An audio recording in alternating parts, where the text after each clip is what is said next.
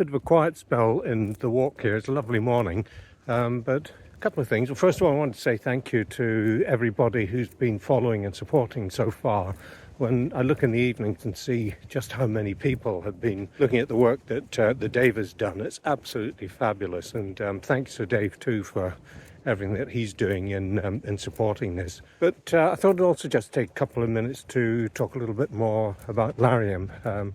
It's called the Lariam Tab, this walk. Of course, the walk's about all forms of suicides in the military community, but Lariam is the one that I'm most familiar with and have the most experience with as well. Things everybody knows, it's an anti-malarial drug. The essence of my thoughts for the past few days when I'm explaining this to people is that some people commit suicide by taking drugs, and some people actually kill themselves because they've taken this drug, Lariam. It is a very good anti-malarial drug. It's still available, but not through Roche anymore. They seem to have abandoned it. It came to the market in a very idiosyncratic way after some classified research in the United States in the 70s and 80s, and out popped this compound that the American Department of Defense couldn't bring to the market because there are congressional and constitutional restrictions that prevent them from entering the commercial market. So the drug was given, it seems, free of charge without having to have done any of the research. Details phase 1 and phase 2 trials, not sure we know much about them, but anyway, it was appears to have been given to then Hoffman La Roche, who were able to bring it to market, and then of course it quickly got a license from the FDA in the United States in 1989, and then very quickly afterwards, only a few months later, in the United Kingdom.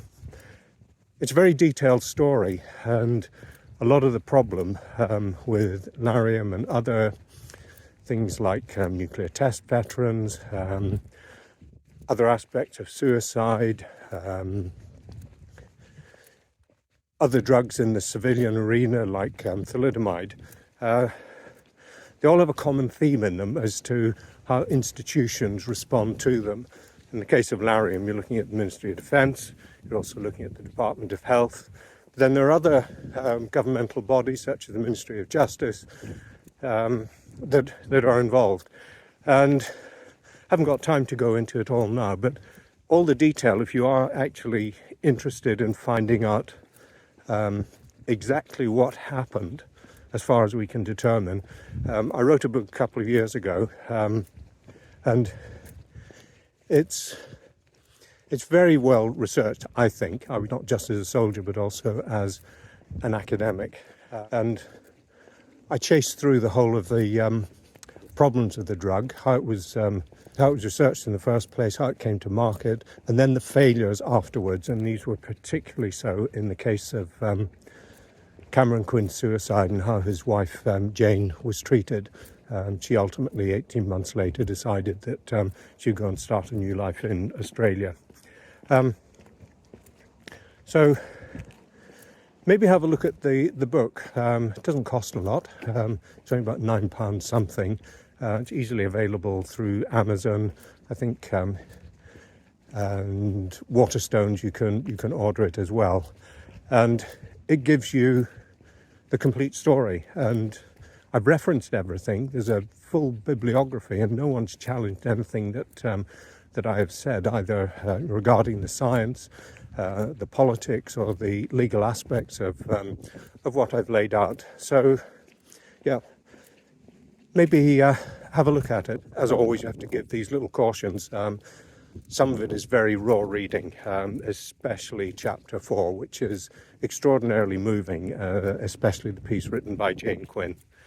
Anyway, I thought I'd just fill in with that. If you haven't read the book, yeah, please do have a go at it. I'm not after any big royalty sales. In fact, I don't think I'll ever make my money back on the publishing, but that's not the point. So if you do have any detailed questions about Lariam and the wider scandal, quite a few people in there named and, as they say these days, shamed. So anyway, it's still a lovely morning and I'm enjoying the Leicestershire countryside, and I'll leave it for now.